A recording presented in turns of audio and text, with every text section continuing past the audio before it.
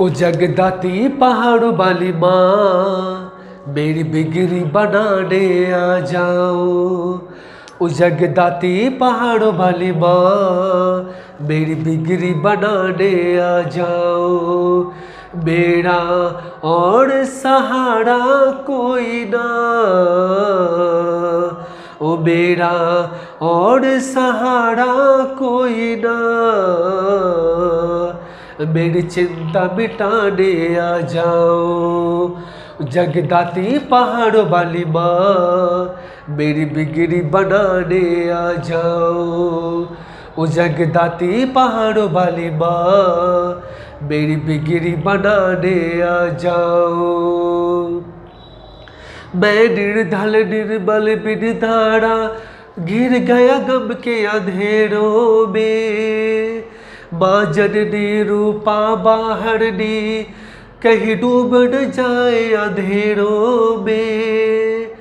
कमजोर हूँ मैं मैया, हो कमजोर हूँ मैं मैया, मेरी चिंता मिटाने आ जाओ। जगदाती पहाड़ों वाली माँ, मेरी बिगड़ी बनाने आ जाओ। ओ जगदाती पहाड़ों वाली माँ, मेरी बिगड़ी बनाने आ जाओ। गुड मॉर्निंग बच्चों, कैसे हैं आप लोग। आपके अपने YouTube channel biology by AC sir में आपका स्वागत है। तो मैं आज आपको बताने वाला हूँ हेल्थ एंड डिजीज़ के बारे में कि कैसे व्यक्ति स्वस्थ रहते हैं और उस स्वस्थ व्यक्ति को कैसे रोग पकड़ती हैं। इस सब के बारे में हम लोग आज टॉपिक देखेंगे।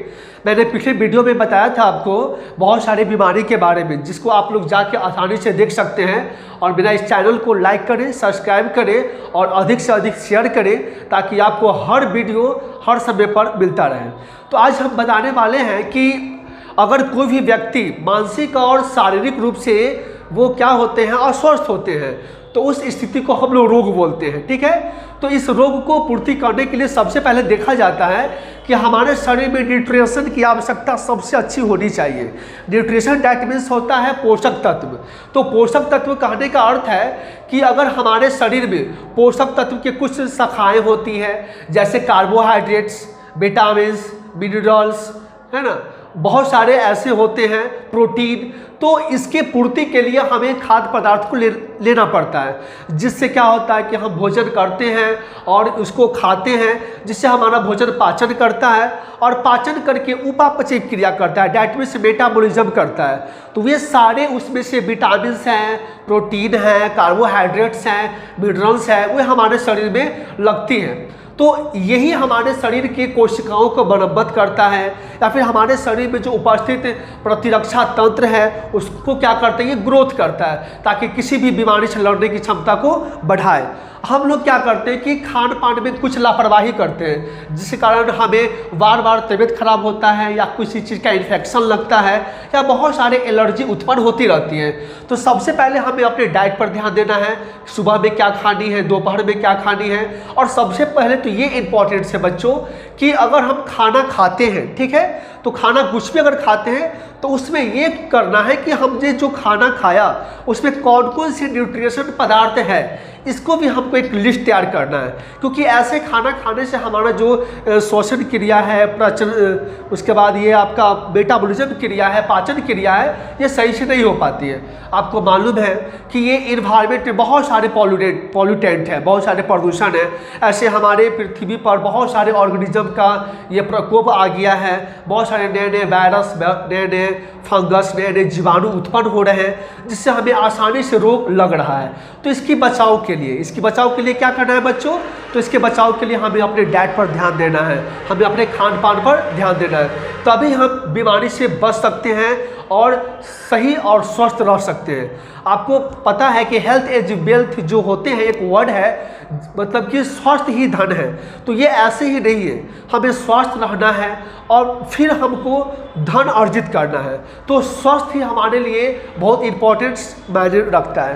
तो चलिए हम लोग देखते हैं, स्वास्थ्य के बारे में जानते हैं।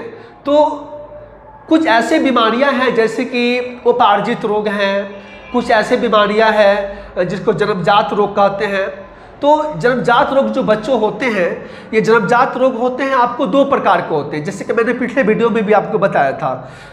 जन्मजात रोग होते हैं 2 प्रकार के, एक होता है जेनाइटल डिजीज और एक होता है आपका आनुवांशिक रोग जिसको हम लोग बोलते हैं, ठीक है। तो ये सारे जो रोग हैं, तो ये सारे रोग ऐसे रोग हैं जो किसी भी बच्चों को जन्म के पहले या जन्म के समय लगता है। अगर कोई भी माँ अगर गर्भ धारण कर चुकी है तो उनके बच्चे, उनके यूट्रस में जो गर्भाशय में जो बच्चे पल रहे हैं तो उसमें यह रोग लगने की संभावना होती है, या फिर वो बच्चे के जन्म के अकॉर्डिंग उसका जन्म मतलब कि यह रोग लग जाता है, तो उसको हम लोग कहते हैं जन्मजात रोग। तो जन्मजात रोग होते हैं 2 प्रकार के, हीमोफीलिया और व्रणांधता बोलते हैं, ठीक है। तो हीमोफीलिया का सबसे पहले जानते हैं। तो हीमोफीलिया जो रोग है बच्चों, वो एक ऐसा रोग है जिसमें रक्त का स्राव नहीं बन पाता है, यानी हमारे शरीर से रक्त अत्यधिक निकलने लगता है। कारण होती है कि हमारे कोशिका में फिब्रिजिन नामक एक प्रोटीन पाया जाता है जो कि विटामिन के से बनता है। वो क्या करता है कि इस लेयर को क्या करता है, तोड़ देता है, जिसके कारण अत्यधिक स्रावित होने लगती है, ब्लड क्लॉट नहीं बन पाता है ना, रक्त का थक्का नहीं बन पाता है। तो यही इसका मेन सिम्टम और लक्षण कहलाता है, ठीक है बच्चों। और ये जो रोग है, ये रोग सबसे पहले महारानी विक्टोरिया को हुआ था, जो कि हमारे भारत में आई थी इंग्लैंड से व्यापार करने के लिए। उनको यही रोग लग गया था और इसी रोग से वो मर गए थे, ठीक है। तो ये बहुत ही इंपॉर्टेंट है, इसमें आपको ध्यान रखनी है। और एक बात और बच्चों कि यह रोग सबसे ज़्यादा महिलाओं में देखा जाता है, क्योंकि महिलाओं का एक प्रोसेस होता है मेंस्ट्रुअल साइकिल का, जिसको हम मासिक चक्र बोलते हैं। तो हर फीमेल का एक घटना ग्रसित उसका साइकिल होता है जिससे वह गुजरती है, और प्रॉपर्टी ईयर में आने के बाद यानी यौवनावस्था में आने के बाद वो क्या करती है कि मेंस्ट्रुअल साइकिल का शिकार होती है, जिससे क्या होता है अंडाणु बनता है और वो कहीं ना कहीं फर्टिलाइजेशन क्रिया में हेल्प करता है। तो इसके अकॉर्डिंग ब्लड की मात्रा भी कम जाती है और ज़्यादा चांसेस होता है कि फीमेल में यह रोग होते हैं। दूसरा मैंने आपको बताया बच्चों कि क्लर ब्लैंडरनेस, दैट मीन्स व्रणांधता। व्रणांधता क्या है? तो ये भी एक प्रकार का आनुवांशिक रोग है जिसमें लाल रंग और ब्लू रंग का सजेशन नहीं हो पाता है, ठीक है।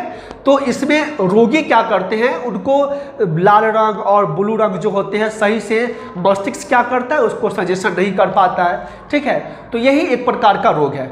उसके बाद चलते हैं बच्चों, कुछ ऐसे रोग हैं इन्फेक्शनल हैं, कुछ नॉन इन्फेक्शनल हैं, जैसे कि मैंने आपको बताया था पिछले वीडियो में बैक्टीरिया से संबंधित, ठीक है। तो विषाणु जनित भी बहुत सारे रोग होते हैं, जैसे कि विषाणु से उत्पन्न होने वाले रोग हैं आपका पॉक्स है।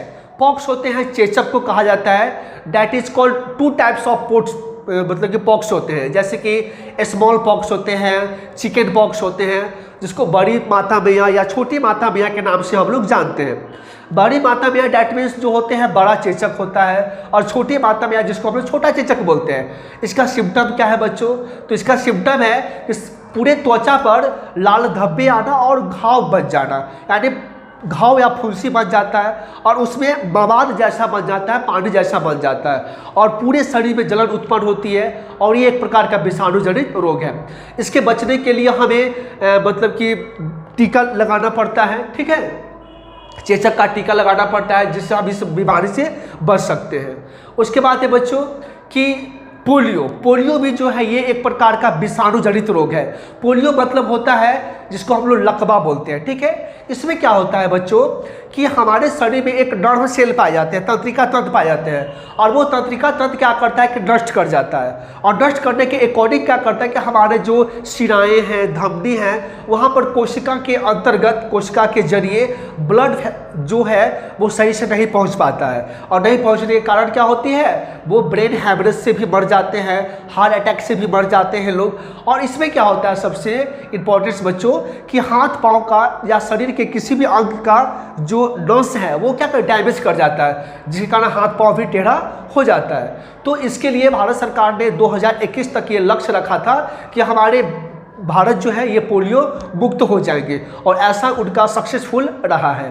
तो उसके बाद है बच्चों कि मॉम्स है, रेबीज है ना, ये सब भी बहुत सारे इंपॉर्टेंस हैं जो कि एग्जाम में भी पूछे जाते हैं और आपको भी इस रोग के बारे में जानकारी लेनी आवश्यक है।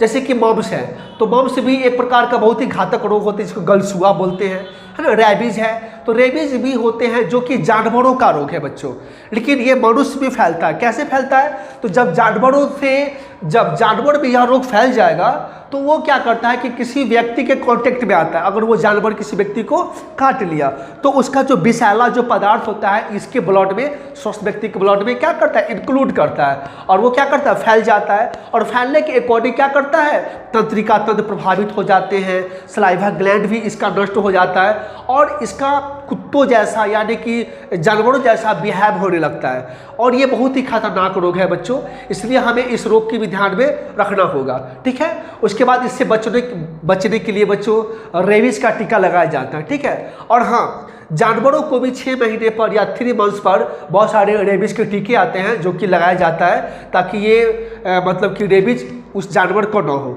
और ये भेड़ और डॉग में ये बीमारी अत्यधिक पाए जाते हैं, ठीक है बच्चों। और इसी प्रकार से बहुत सारे ऐसे रोग हैं जो कि मैं आपको अब नेक्स्ट वीडियो में लेके आऊँगा कंटेंट के साथ। तो अगर ये वीडियो आपको अच्छा लगा हो तो लाइक करें, सब्सक्राइब करें और अधिक से अधिक शेयर करें। जय माता दी।